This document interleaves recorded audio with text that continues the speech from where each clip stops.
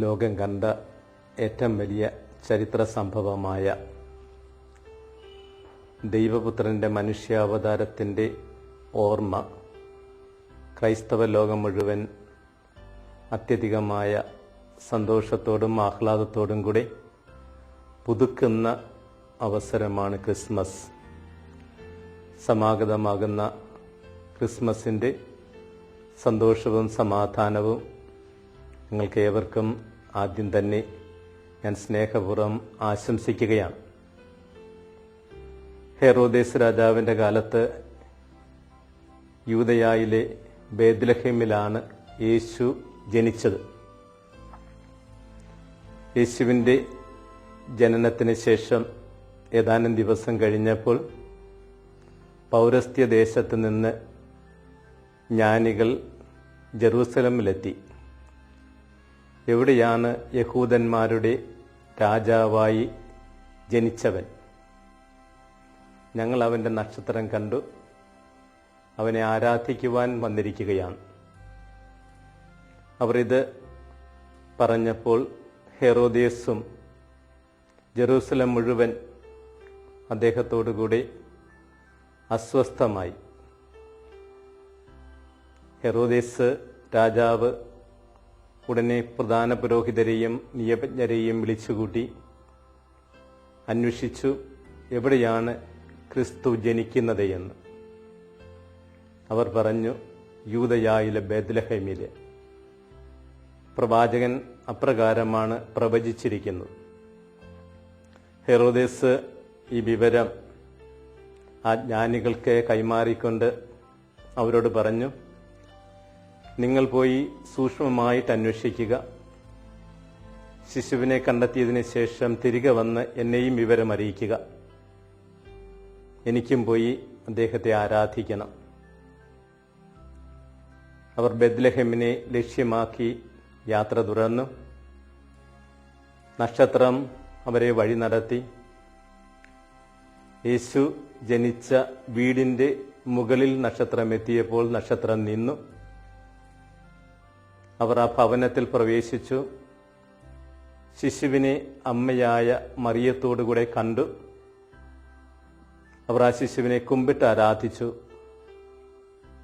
അവർ കൊണ്ടുവന്നിരുന്ന നിക്ഷേപ പാത്രങ്ങൾ തുറന്ന് പൊന്നും മീറയും കുന്തിരിക്കവും ആ ദിവ്യശിശുവിനെ അവർ സമ്മാനിച്ചു.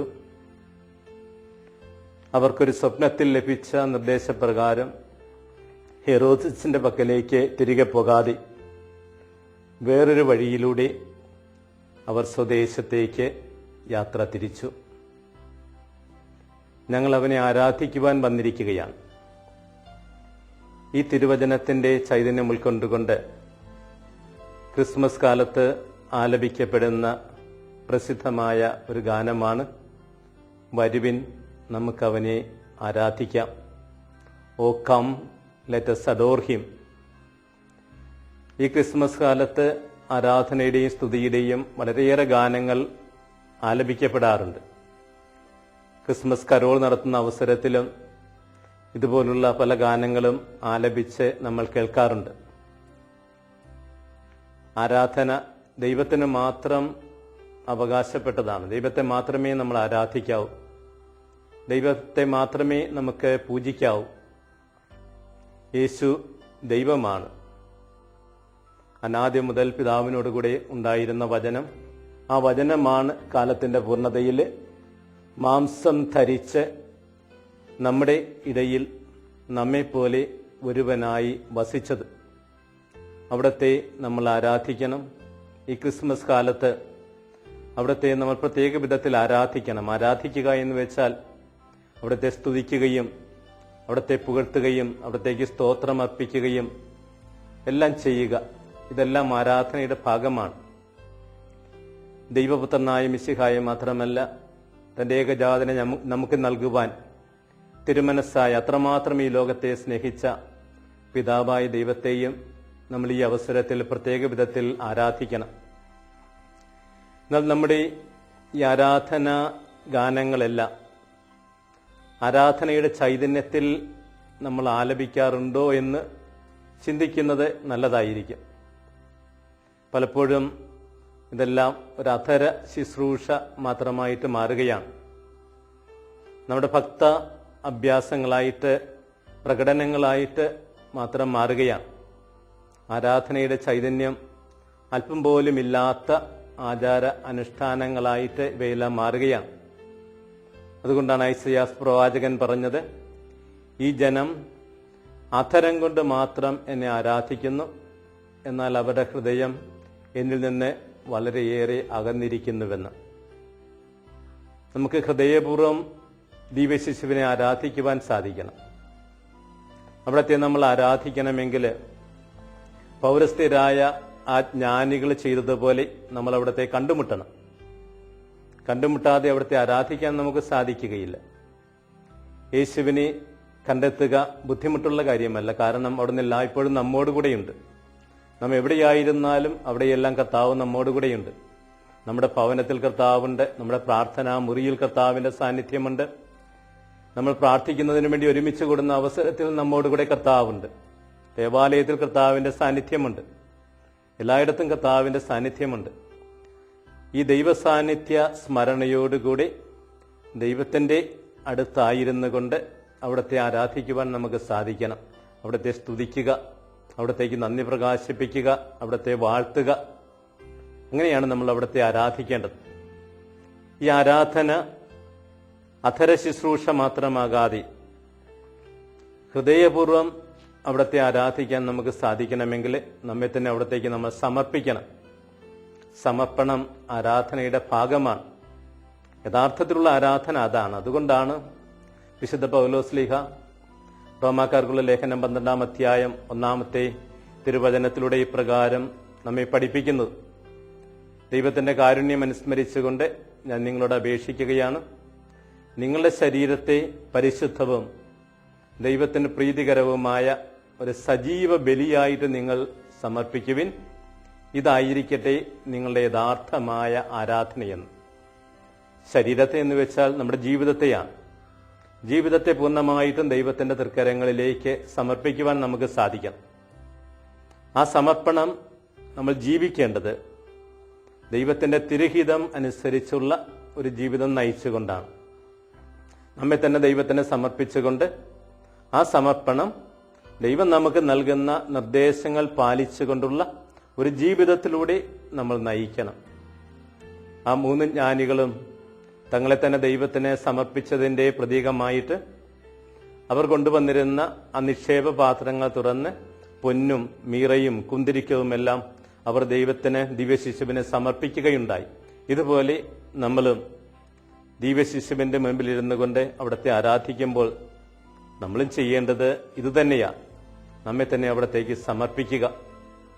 അപ്രകാരം നമ്മെ തന്നെ നമ്മൾ സമർപ്പിക്കുമ്പോൾ നമ്മളെങ്ങനെയാണ് ജീവിക്കേണ്ടത്, എന്താണ് നമ്മുടെ ജീവിതത്തിന്റെ പോരായ്മകൾ, ഏതെല്ലാം കുറവുകളാണ് നമ്മൾ പരിഹരിക്കേണ്ടത് എന്നത് സംബന്ധിച്ച് അവിടം തന്നെ നമുക്ക് വേണ്ടതായിട്ടുള്ള നിർദ്ദേശങ്ങൾ നൽകും.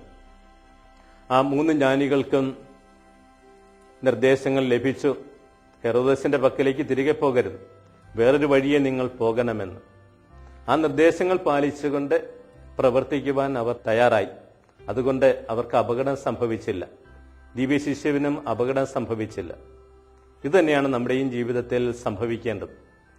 നമുക്ക് നമ്മുടെ ആരാധനയിലൂടെ, നമ്മുടെ സമർപ്പണത്തിലൂടെ ദൈവം നമുക്ക് നൽകുന്ന നിർദ്ദേശങ്ങൾ പാലിച്ചുകൊണ്ട് അതിനനുസരിച്ചുള്ള ഒരു ജീവിതം നയിക്കാൻ നമ്മൾ തയ്യാറാകുമ്പോൾ നമ്മുടെ ജീവിതത്തിൽ മാറ്റങ്ങൾ സംഭവിക്കും.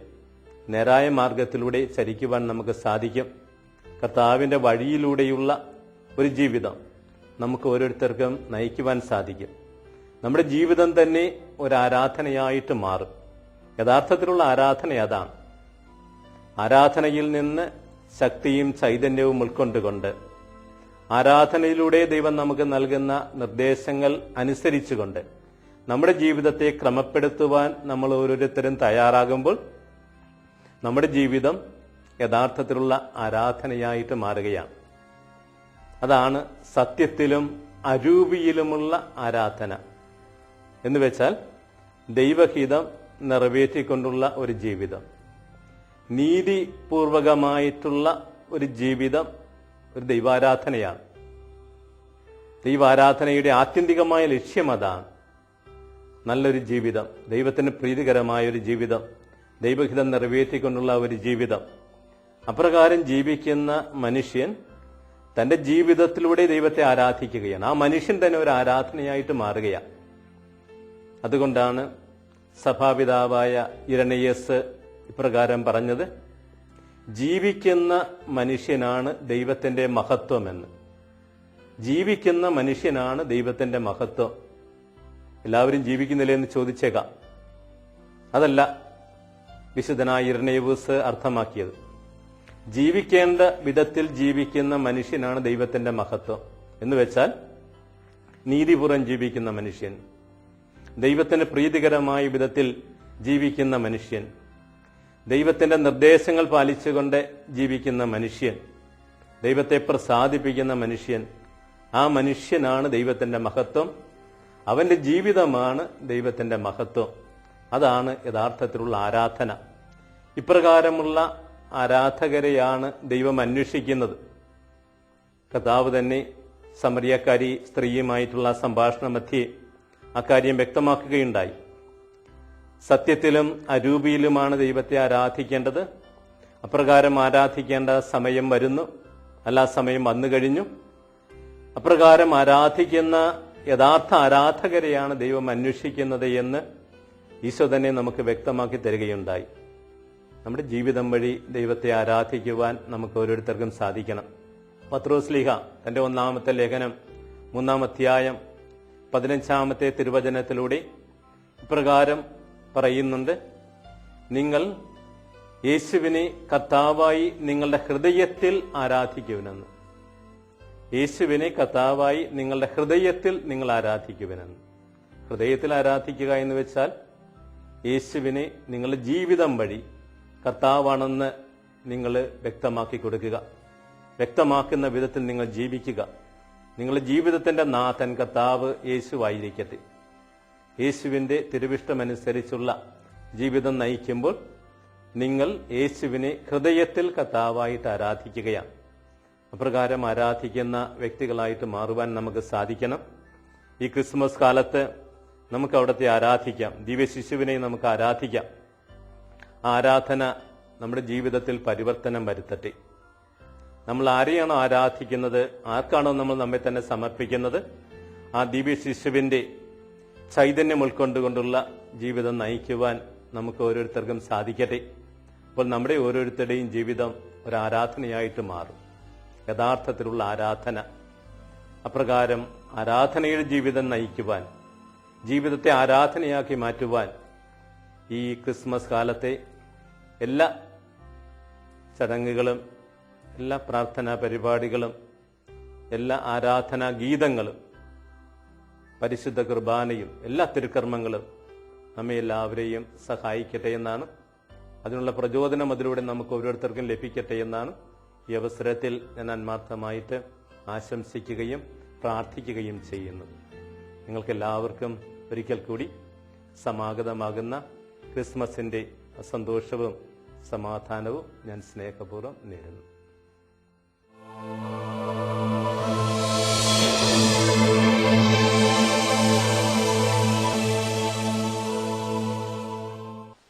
Praise the Lord. യേശുവേ സ്തോത്രം, യേശുവേ നന്ദി. അഭിഷേക അഗ്നിയുടെ എല്ലാ പ്രേക്ഷകർക്കും ആഗതമാകുന്ന ക്രിസ്മസിന്റെ മംഗളങ്ങൾ സ്നേഹപൂർവം ആശംസിക്കുന്നു. Praise the Lord. ഉണ്ണി യേശുവിന്റെ തിരുപ്പിറവി ആഘോഷിക്കുന്ന നമ്മുടെ ഓരോരുത്തരുടെയും ജീവിതത്തിൽ കണ്ണു തുറപ്പിക്കേണ്ട ഒരു യാഥാർത്ഥ്യമുണ്ട്. ഈശോ 2000 വർഷങ്ങൾക്ക് മുമ്പ് പലസ്തീനായിൽ മനുഷ്യനായി ഭൂജാതനായെങ്കിലും ഈശോ ജനിച്ചുവെന്നും ഈശോ ഈ ഭൂമിയിൽ അവതരിച്ചുവെന്നും ഈശോ രക്ഷകനായി പിറന്നുവെന്നും ആ രക്ഷകനെ ഞാൻ സ്വീകരിക്കണമെന്നും തിരിച്ചറിവ് പ്രാപിക്കാത്ത വലിയൊരു പറ്റം ജനം അന്ന് പലസ്തീനായിൽ ഉണ്ടായിരുന്നു. ഈശോ ജനിച്ചുവെന്നും ഈ ഈശോ വരാനിരിക്കുന്ന രക്ഷകനാണെന്നും തിരിച്ചറിഞ്ഞ ദൈവമക്കൾ തുലോം നിസ്സാരം നിസ്സാരം നിസ്സാരം മാത്രം. എന്തായിരുന്നു അതിന്റെ കാരണം? പഠിപ്പില്ലാത്തതുകൊണ്ടായിരുന്നോ? അറിവില്ലാത്തതുകൊണ്ടായിരുന്നോ? തിരിച്ചറിവില്ലാത്തതുകൊണ്ടായിരുന്നോ? അല്ല എന്ന് ഞാൻ നിങ്ങളോട് പറയുന്നു. ഹൃദയത്തിൽ കട്ട പിടിച്ച സ്വാർത്ഥതയും ദൈവത്തിന്റെ പരിശുദ്ധമായ ആത്മാവിനോട് തുറവില്ലായ്മയും അധികാരമോഹങ്ങളും അവരുടെ ഹൃദയത്തിന്റെ കട്ട പിടിച്ച അഹങ്കാരവും യേശുവിനെ അറിയാൻ, യേശുവിന്റെ അടുത്തെത്താൻ അവർക്ക് തടസ്സമായി മാറി. പ്രിയപ്പെട്ട സഹോദരങ്ങളെ, ഇന്നും അനേകർ യേശു ജനിച്ചിട്ടില്ല എന്നും യേശു വരുമെന്നും പ്രതീക്ഷിച്ച് ഭൂമിയിൽ ഇരിപ്പുണ്ട്. Hallelujah, hallelujah. പ്രിയപ്പെട്ട സഹോദരങ്ങളെ, എന്നാൽ നമുക്ക് യേശുവിന്റെ ജനനത്തെ ഉൾക്കൊള്ളാനും യേശു ക്രിസ്തുവിലൂടെ പിതാവായ ദൈവം ഈ ലോകത്തിലേക്ക് കൊണ്ടുവന്ന രക്ഷയെ അനുഭവിക്കാനും ഇടവരുത്തിയിരിക്കുന്നു. Praise the Lord, hallelujah. ഇത് പരിശുദ്ധാത്മാവിന്റെ പ്രവൃത്തിയത്രേ. ഇത് പരിശുദ്ധാത്മാവിന്റെ പ്രവൃത്തിയത്രേ. ഹല്ലേലൂയ. ദൈവത്തിന്റെ വചനം പഠിപ്പിക്കുക ഇങ്ങനെയാണ്: പരിശുദ്ധാത്മാവ് മുഖാന്തരം അല്ലാതെ ആർക്കും യേശു കർത്താവാണ് എന്ന് പറയാൻ കഴിയുകയില്ല. Price the Lord, hallelujah. പ്രിയപ്പെട്ട സഹോദരങ്ങളെ, എന്നാൽ ഈ ക്രിസ്മസ് ദിനത്തിൽ നാം ചിന്തിക്കേണ്ട ഗൗരവതരമായ വിഷയം ഇതാണ്: ഇന്ന് നമ്മുടെ ഹൃദയം യേശുവിനെ രക്ഷിതാവായി അറിയുന്നുണ്ടോ? ഇന്ന് നമ്മുടെ കുടുംബത്തിൽ യേശുവിനെ രക്ഷിതാവായി അറിയുന്നുണ്ടോ? ഇന്ന് നമ്മുടെ സഭയിൽ യേശു ക്രിസ്തുവിനെ കർത്താവായി ആരാധിക്കുന്ന ജനത്തിന്റെ എണ്ണം കൂടുകയാണോ കുറയുകയാണോ? ഗൗരവമായി ചിന്തിക്കേണ്ട ഒരു മേഖലയാണിത്. സഭാപ്രസംഗന്റെ പുസ്തകത്തിൽ 3-ാം അധ്യായത്തിൽ 16-ാം തിരുലിഖിതം: സൂര്യന് കീഴെ ന്യായപീഠത്തിൽ പോലും നീതി പുലരേണ്ടിടത്ത് തിന്മ കുടികൊള്ളുന്നതായി ഞാൻ കണ്ടു. സൂര്യന് കീഴെ ന്യായപീഠത്തിൽ പോലും നീതി പുലരേണ്ടിടത്ത് തിന്മ കുടികൊള്ളുന്നതായി ഞാൻ കണ്ടു. ഇവിടെ എങ്ങനെ യേശു ജനിക്കും? ഇവിടെ എങ്ങനെ യേശു വളരും? ഇവിടെ എങ്ങനെ യേശുവിനെ രക്ഷിതാവായി ആരാധിക്കും? കാരണം നീതി പുലരേണ്ടിടത്ത് തിന്മ ഭരണം നടത്തുന്നു. സത്യം നിറയേണ്ടിടത്ത് അസത്യം കൊടികുത്തി വാഴുന്നു. പ്രിയപ്പെട്ട സഹോദരങ്ങളെ, ഹൃദയത്തിന്റെ ഉള്ളറകളിൽ കിടക്കുന്ന അസത്യം, ഹൃദയത്തിന്റെ ഉള്ളറയിൽ കിടക്കുന്ന അസത്യം, ഹൃദയത്തിന്റെ ഉള്ളറയിൽ കിടക്കുന്ന അനീതി, ഇത് കൊടിയ നാശമാണ് നമ്മുടെ ആത്മീയ ജീവിതത്തിൽ വിതയ്ക്കുന്നത്. നമ്മുടെ ഓരോരുത്തന്റെയും ഹൃദയത്തിന്റെ ഉള്ളറയിൽ കിടക്കുന്ന അസത്യവും അനീതിയും യേശുവിനെ അനുഭവിക്കാൻ തടസ്സമെത്രയും. ആമോസ് പ്രവാചകന്റെ പുസ്തകത്തിൽ 5-ാം അധ്യായത്തിൽ 7-ാമത്തെ തിരുലിഖിതം: ന്യായത്തെ കീഴ്മേൽ മറിക്കുകയും നീതിയെ നിലത്തെറിയുകയും ചെയ്യുന്നവരെ, കർത്താവിനെ അന്വേഷിക്കുവിൻ, നിങ്ങൾ ജീവിക്കും. ന്യായത്തെ കീഴ്മേൽ മറിക്കുന്നവർ, നീതിയെ നിലത്തെറിയുന്നവർ. നമ്മുടെ കുടുംബത്തിലെ നമ്മുടെ അടിസ്ഥാന ട്രെൻഡ് എന്താണ്? നമ്മുടെ സമൂഹത്തിന്റെ അടിസ്ഥാന ട്രെൻഡ് എന്താണ്? ആമോസിന്റെ പുസ്തകത്തിൽ 5-ാം അധ്യായത്തിൽ 12 മുതലുള്ള വാക്യങ്ങൾ: നിങ്ങൾ നീതിമാന്മാരെ പീഡിപ്പിക്കുകയും കോഴ വാങ്ങുകയും നിരാലംബർക്ക് നീതി നിഷേധിക്കുകയും ചെയ്യുന്നു. ഇക്കാലത്ത് വിവേകി മൗനം പാലിക്കുന്നു. കാലം ദുഷിച്ചതാണ്. തിന്മയല്ല നന്മ അന്വേഷിക്കുവിൻ, നിങ്ങൾ ജീവിക്കും. നിങ്ങൾ പറയുന്നത് പോലെ അപ്പോൾ സൈന്യങ്ങളുടെ ദൈവമായ കർത്താവ് നിങ്ങളോടുകൂടെ ഉണ്ടായിരിക്കും. തിന്മയെ വെറുക്കുവിൻ, നന്മയെ സ്നേഹിക്കുവിൻ, നീതി പ്രവർത്തിക്കുവിൻ. Praise the Lord, hallelujah. പ്രിയപ്പെട്ട സഹോദരങ്ങളെ, നീതി പ്രവർത്തിക്കാൻ വിസമ്മതിക്കുന്ന ഒരു സമൂഹത്തിൽ, നീതി പ്രവർത്തിക്കാൻ കൂട്ടാക്കാത്തൊരു സമൂഹത്തിൽ, അസത്യത്തെ പുൽകുന്ന ഒരു സമൂഹത്തിൽ യേശു ക്രിസ്തു ജനിക്കുന്ന ഒരു അനുഭവം ഉണ്ടാകുമെന്ന് നിങ്ങൾ പ്രതീക്ഷിക്കുന്നുവോ? അതൊരു വ്യാമോഹമത്രേ. യേശു ക്രിസ്തുവിനെ രക്ഷിതാവാകുന്ന അനുഭവം ഉണ്ടാകണമെങ്കിൽ യേശു ക്രിസ്തുവിന് വേണ്ടി ഹൃദയത്തെ തുറക്കുന്ന, യേശു ക്രിസ്തുവിന് വേണ്ടി ഹൃദയത്തിന്റെ ഉള്ളറകളെ തുറക്കുന്ന നിഷ്കളങ്കമായ ഒരു മനസ്സിന്റെ ഉടമ, നിഷ്കളങ്കമായ ഒരു മാനസിക അന്തരീക്ഷം നമ്മുടെ ഹൃദയത്തിൽ ഉണ്ടാകണം. ഹെരോദോസിന് യേശു ക്രിസ്തു കൃത്യമായി ജനിക്കുന്ന സ്ഥലവും യേശു ക്രിസ്തു കൃത്യമായി പിറക്കുന്ന ഇടവും അറിയാമായിരുന്നു. എന്നാൽ യേശു ക്രിസ്തുവിനെ രക്ഷിതാവായി സ്വീകരിക്കാൻ സാധിച്ചില്ല. കാരണം അശുദ്ധിയും അനീതിയും സ്വാർത്ഥതയും അടിത്തറയായി അടിസ്ഥാന സമ്പത്തായി ഹൃദയത്തിൽ സൂക്ഷിച്ചിരുന്ന അദ്ദേഹത്തിന് യേശുവിനെ രക്ഷിതാവായി ആരാധിക്കാനോ സ്വീകരിക്കാനോ അദ്ദേഹത്തിന്റെ ജീവിതകാലത്ത് ഒരിക്കലും സാധിച്ചിട്ടില്ലല്ലോ. Praise the Lord. ഹല്ലേലൂയ. പ്രിയപ്പെട്ട സഹോദരങ്ങളെ, ഈ നിമിഷങ്ങളിൽ ഹൃദയപൂർവ്വം നമുക്ക് പ്രാർത്ഥിക്കാം. ഇന്ന് അനേകം വ്യക്തികൾ യേശുവിനെ അറിയാതിരിക്കുന്നതിന്റെ പ്രധാനപ്പെട്ട കാരണം യേശുവിനെ കുറിച്ച് കേൾക്കാത്തത് കൊണ്ടല്ല, യേശുവിനെ കുറിച്ച് പഠിക്കാത്തത് കൊണ്ടല്ല, യേശുവിനെ കുറിച്ച് പഠിപ്പിക്കാത്തത് കൊണ്ടല്ല, പിന്നെയോ ഹൃദയത്തിന്റെ ഉള്ളറയിൽ കിടക്കുന്ന അനീതി, ഹൃദയത്തിന്റെ അടിയിൽ കിടക്കുന്ന അസത്യം, ഹൃദയത്തിന്റെ അടിയിൽ കിടക്കുന്ന സ്വാർത്ഥത, ഇത് യേശുവിനെ രക്ഷിതാവായി സ്വീകരിക്കാൻ അനേകരെ തടസ്സപ്പെടുത്തുന്നു. ഈ നിമിഷങ്ങളിൽ നമുക്ക് പ്രാർത്ഥിക്കാം.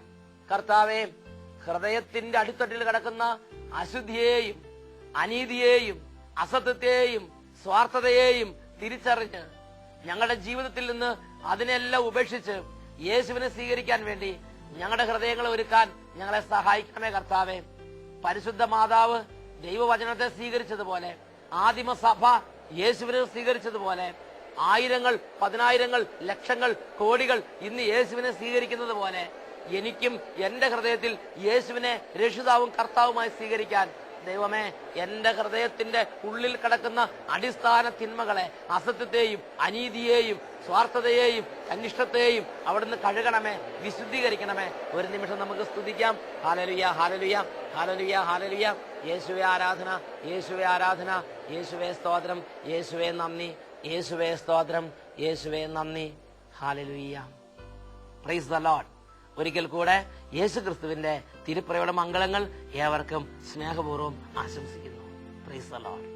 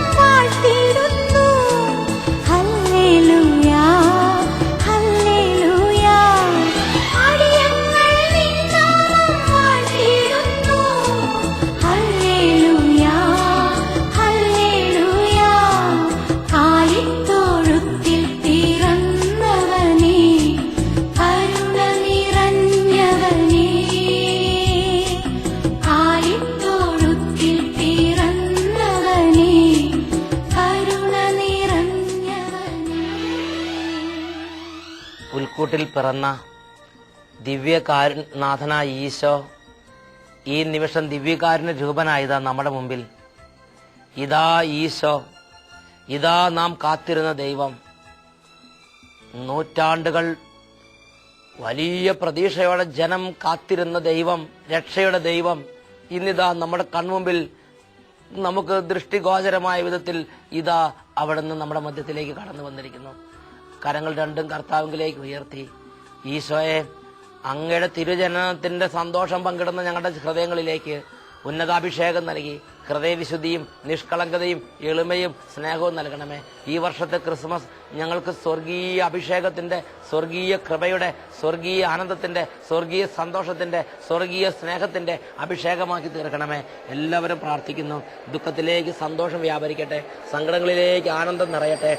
പണ്ട് നശിച്ചു പോയവ അവിടുന്ന് വീണ്ടും പുനരുദ്ധരിക്കട്ടെ. തലമുറകളുടെ വിനാശങ്ങൾ അവിടുന്ന് പരിഹരിക്കട്ടെ. രോഗത്തിലിരിക്കുന്ന കുടുംബങ്ങളിൽ സൗഖ്യത്തിന്റെ സന്തോഷം നിറയട്ടെ. കടബാധിരിക്കുന്ന കുടുംബങ്ങളിൽ വിടുതലിന്റെ അഭിഷേകം നിറയട്ടെ. കലഹത്തിലും വഴക്കിലിരിക്കുന്ന കുടുംബങ്ങളിൽ സ്നേഹത്തിന്റെയും സമാധാനത്തിന്റെയും സന്തോഷം നിറയട്ടെ. വെറുപ്പിലും വൈരാഗ്യത്തിന്റെ കുടുംബങ്ങളിൽ വലിയ ഐക്യത്തിന്റെയും വലിയ യോജിപ്പിന്റെയും അന്തരീക്ഷം നിറയട്ടെ. ഓ കർത്താവെ, ക്ഷമയില്ലാത്തവർക്ക് ക്ഷമ, സന്തോഷമില്ലാത്ത സന്തോഷം, സമാധാനമില്ലാത്ത സമാധാനം അവിടുന്ന് ദാനമായി നൽകണമേ. തകർന്ന കുടുംബങ്ങൾ പുനരുദ്ധരിക്കപ്പെടട്ടെ. ഹല്ലേലൂയ. തകർന്ന ജീവിതങ്ങൾ പുനരുദ്ധരിക്കപ്പെടട്ടെ. അങ്ങേ അറിയാത്ത സകല ജനതകളും അങ്ങയെ കാണട്ടെ. മരണത്തിന് നിഴലിരിക്കുന്നവർ വലിയ ജീവന്റെ പ്രകാശം ദർശിക്കട്ടെ കർത്താവേ. Hallelujah hallelujah. യേശുവേ ആരാധന, യേശുവേ സ്തോത്രം, യേശുവേ നന്ദി.